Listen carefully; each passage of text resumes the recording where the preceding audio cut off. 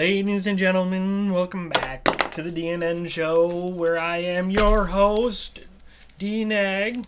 And today, I was going to talk about my Week 10 picks, but I did not get to them because I've been busy all weekend. So, yes, fantastic. So we're just going to talk about the games this week. My record for my picks will stay at 24-16 for the time being. Hopefully next week I can get to the picks before I record. So, yeah, that'll be fantastic. But today, Pittsburgh, again, found a way to win in a really, again, typical fashion. They make Pittsburgh fans think that they're going to lose the game. They make them believe that they're going to lose the game really bad, and but they don't. They make it all the way down to the last drive, last play, and then an interception to seal the game. So Pittsburgh did win. What I really enjoyed about the game is that the run game absolutely exploded today. It was from Pittsburgh. It was an absolute slaughter. Not slaughter, I should say, but it was a really, really good game from the running backs. Because Jaylen Warren had 15 attempts, 101 rushing yards, and a touchdown, and Harris had 16 attempts, 82 yards, and a touchdown. Really good, balanced attack from both of them because I really like how balanced they do I really like how balanced they make those two when 15 attempts and 16 attempts, and they both found the end zone. That really helped them get this win today because they came out opening drive and scored a rushing touchdown from Harris. So that was really nice to see. Now you would naturally you would think that now that they had their run game going, you would think that the passing really boosted up too. Well, for Pittsburgh, you would be wrong. You would be very, very wrong. Now, Kenny Pickett only went 14 of 23. 14 of 23 passing for 126 yards and no touchdowns. None. So, that is one thing that I wanted to talk about that you really start to wonder. Now, Matt Canada has been on the sidelines calling the plays for 2 games now. He did really well. Opening drive last game, and then another opening drive touchdown this game. He's been calling better games. Now, you see it in the not the chemistry, but like the confidence in the offense. You see it at even the running backs, they are like fighting so hard now. They're actually executing plays and executing runs. The linemen are executing their run blocks, and it is getting better. It is getting better. It's taking a step in the right direction. Now, you would think that your quarterback does the same thing. But for some reason, he still continues to miss reads and he doesn't quite read the field like he should. Because I guess a couple times where I didn't go back and watch the plays, but I guess there's a couple times where he missed open receivers. But now the one Deontay Johnson pass that got to... He underthrew him just a little bit. Just enough for him to not be able to do it, which was a great play on the defenders too, by the way. But he's still continuing to miss reads. Which is why I think that part of it comes from where like George Pickens gets frustrated about being open and not getting the passes. Which part of me thinks that, honestly, at this point, I don't really blame him as much for his frustrations. As, honestly, I think that the quarterback just needs to start viewing the field better and start making those reads that he should be doing, that he's not. Granted, part of it, I'm not saying that George Pickens is correct and is right in being outspoken about his frustrations, but it happens. He's a rookie. He's not a rookie anymore, but it's his second year in the league when it comes to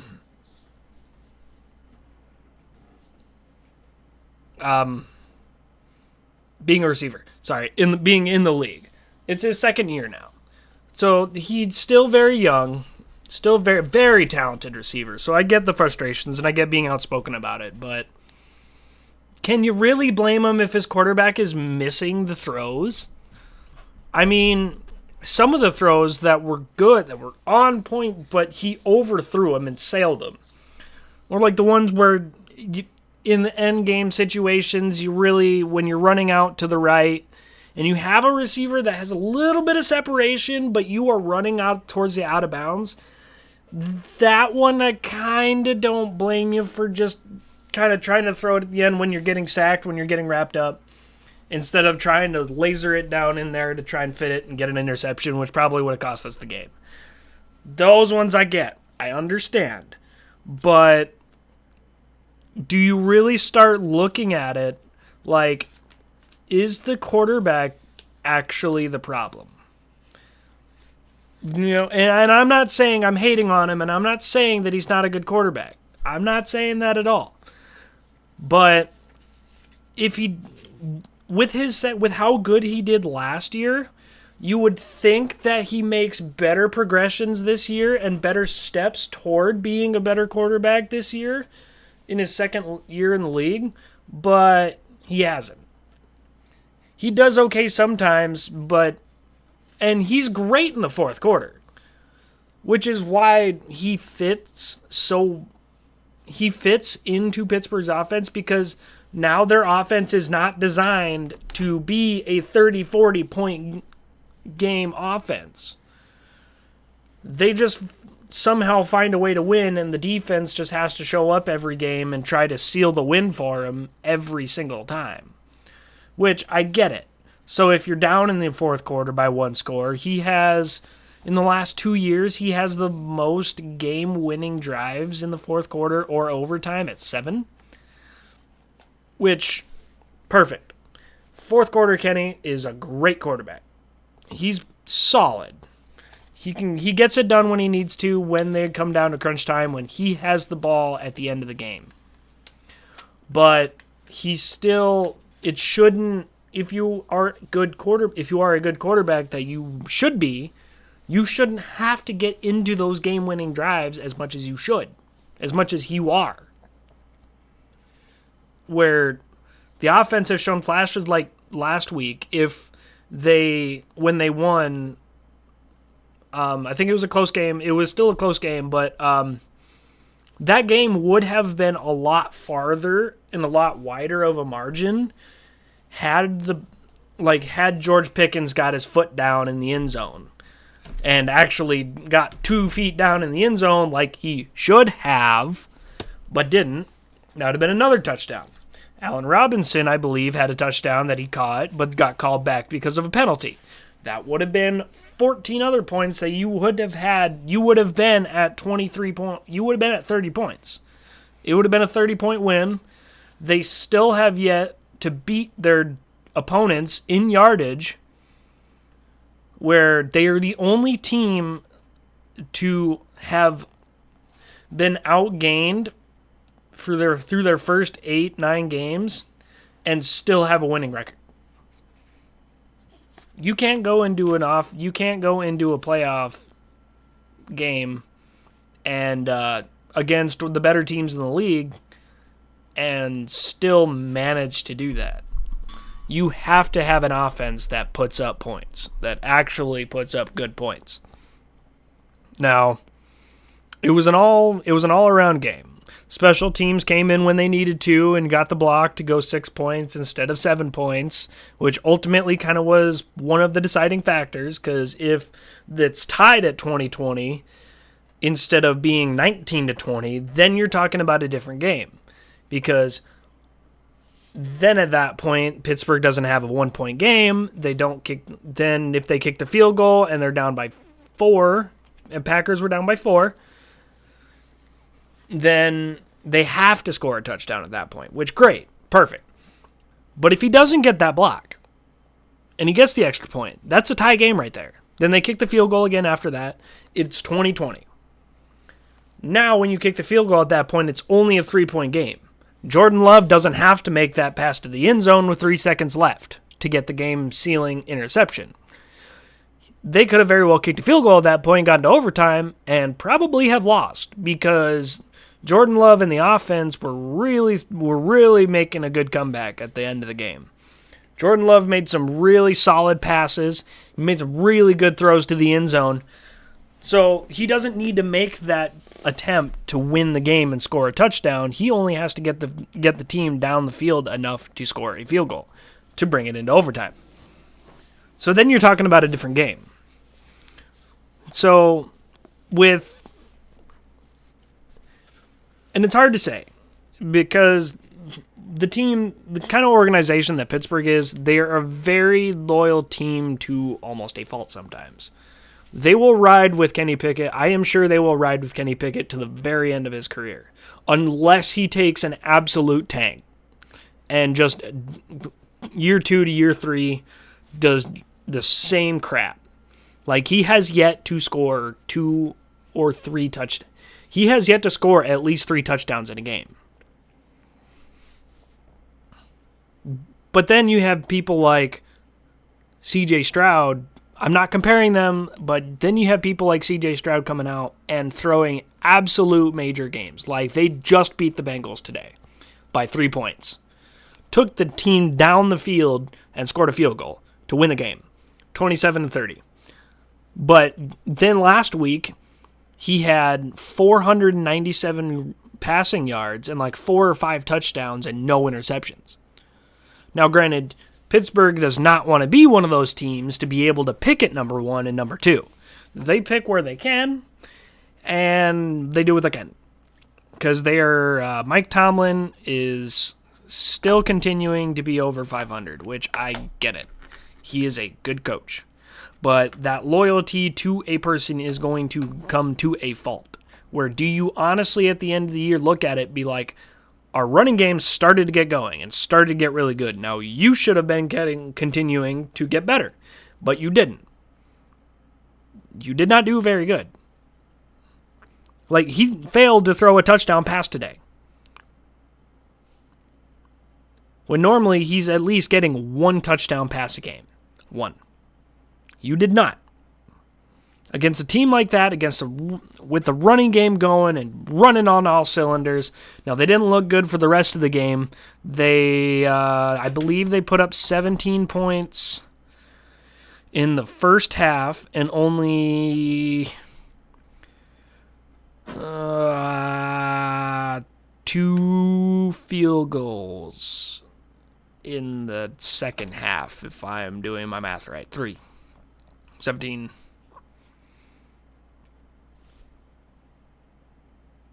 Yeah, something like that. 2 or 3.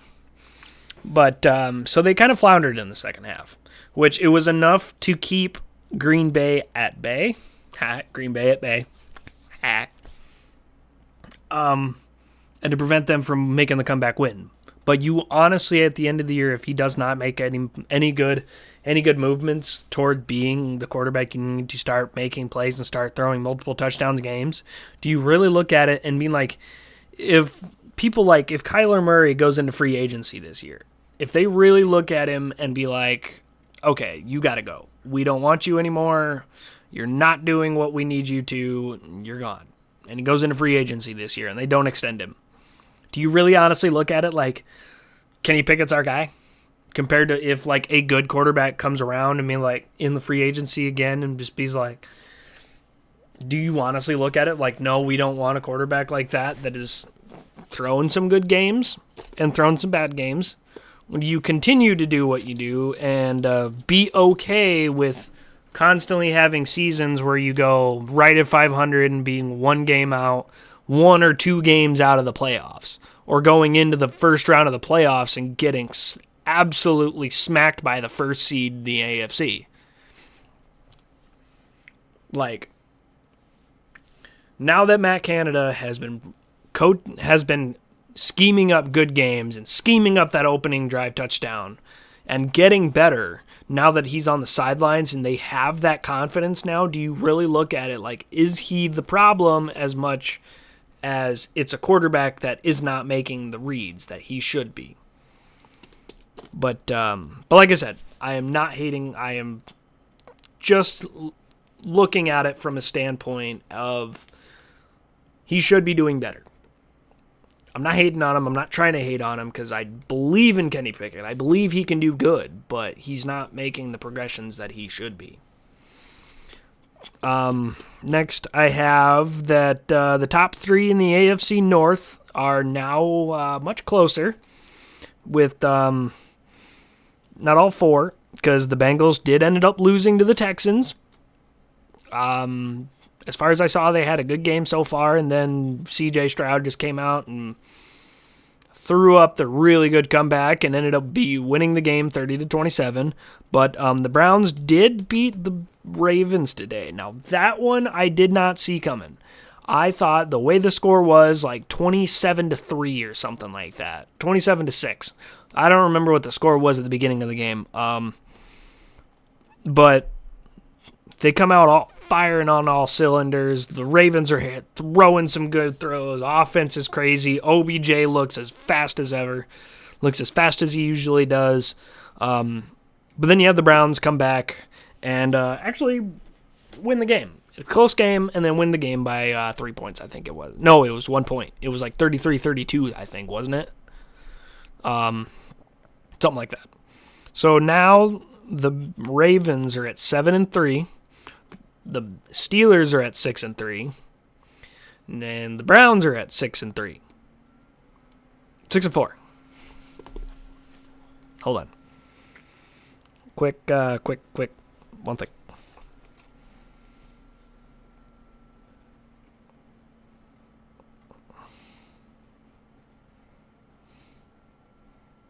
Six and 3. I was right. And the Bengals being at 5-4. So now that puts the odds of the AFC North all getting into the playoffs are a little less, especially because the Bengals didn't win. But that still makes the AFC North a very, very competitive league or division. Which is good because I'm glad that I always see where the AFC North always fighting over themselves, fighting and being very close, very competitive division. I'm surprised that the Bengals are last, though. I'm honestly surprised that the Bengals are last in the division and that they haven't been doing as good as they should have been doing. Especially being in the Super Bowl 2 years ago. Instead of one. I think it's 2 years ago. Correct me if I'm wrong, but 2 years ago. But I think they should have been a lot better than what they have been doing. Now, they're still over 500, and they're still close, and things could change. But the way they've been going right now so far, through 10 weeks in the NFL, with 8 more weeks left, being last in the division at 5-4 when the other teams continue to win and continue to stay close, it does not bode very well. Now, hopefully they can stay. I'd like to see him competitive, and I'd like to see him stay over 500, stay on the winning side of things, but also it's part of my division, so I hope they don't, and I hope Pittsburgh continues to stay in second, but even though they probably won't do anything in the playoffs, yeah. So I think that's really interesting, too. Now, last thing I'm going to say on this side is that Joshua Dobbs has looked absolutely good, absolutely great, for the Vikings, through the second week that he's been there. Now, I guess there was a video today that he didn't even know where the Minnesota's locker room was. Like, he had to get escorted to the locker room because he had no idea where he was going.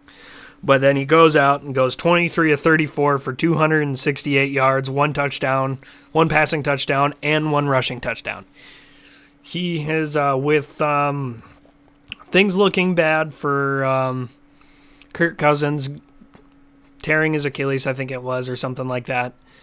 And going out when Minnesota not looking their hopes being very low. Then they go and get Joshua Dobbs from Arizona.